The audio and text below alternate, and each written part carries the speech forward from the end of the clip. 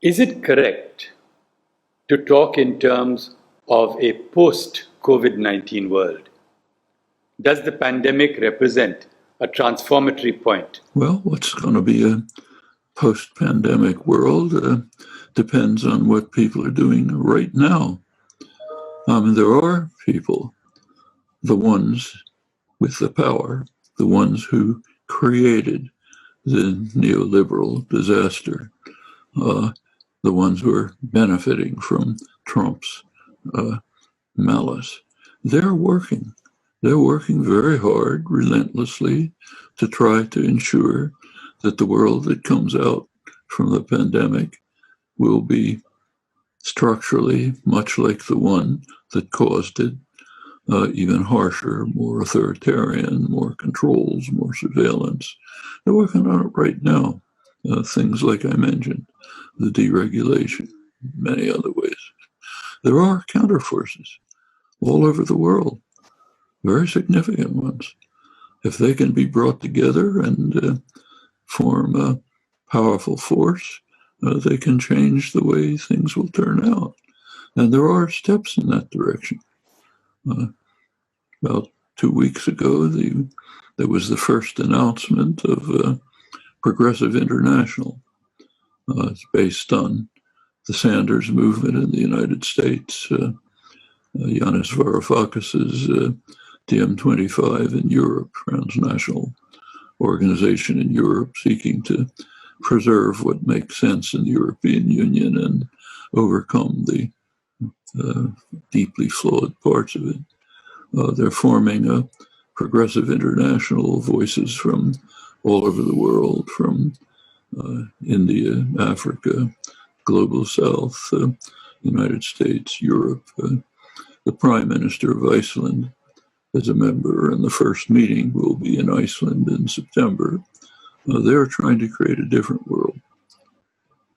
How will this conflict emerge?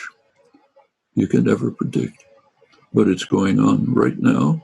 It'll intensify as there are the beginnings of decline of the pandemic. There will be recovery. We should bear in mind while we're talking about this, though, the crucial fact, we are ultimately going to recover from the pandemic at terrible cost. We will never recover from the melting of the polar ice sheets and other grim consequences of global warming, which are going to have a hideous effect on the world. South Asia will become uninhabitable in another several more decades if we continue on our present course. And that's just the beginning. We're not going to recover from that. And what are the governments of the world doing? Let's take a look. Some of them are doing something, including India. Not enough, but something. The country that's doing most is the most powerful country in the world. It's racing towards the abyss. Trump is pulling out all the stops to try to maximize the use of fossil fuels and to eliminate any regulatory apparatus that might mitigate them. And for a good reason.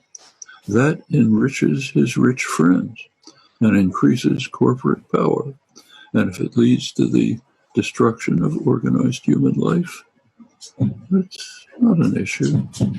Even small, take, say, Trump's tearing up the agreement with Iran. Why? Because Obama made the agreement, so he has to tear it up for his own ego. The effects are pretty serious.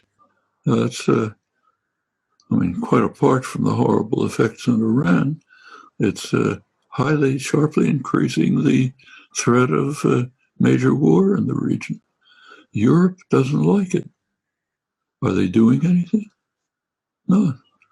They don't want it. When the U.S. imposes sanctions, it's the only country in the world that can do this. Everyone in the world has to obey the sanctions. They're third-party sanctions. So Europe doesn't want to be thrown out of the international financial system. and it doesn't want to anger the mafia don in Washington. So they make timid protests, and then they observe the sanctions and go along.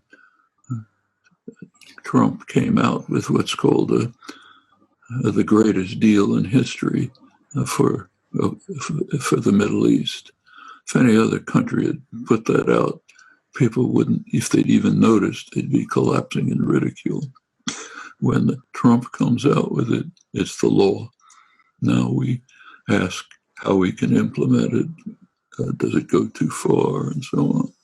This is awesome power.